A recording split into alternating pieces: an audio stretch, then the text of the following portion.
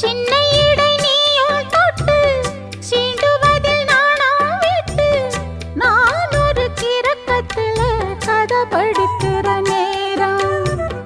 சித்திரம் போல் நீயும் மின்ன சில்மிஷமும் நானும் பண்ண ஆனந்த குளத்தினிலே அலையடிக்கிற காலம்.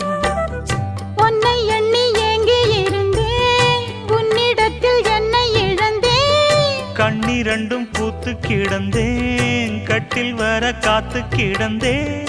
வாலிபம் தவம் இருந்த வேளை வந்ததையா. இள மனசு இனி உனத்தான் விடுமோ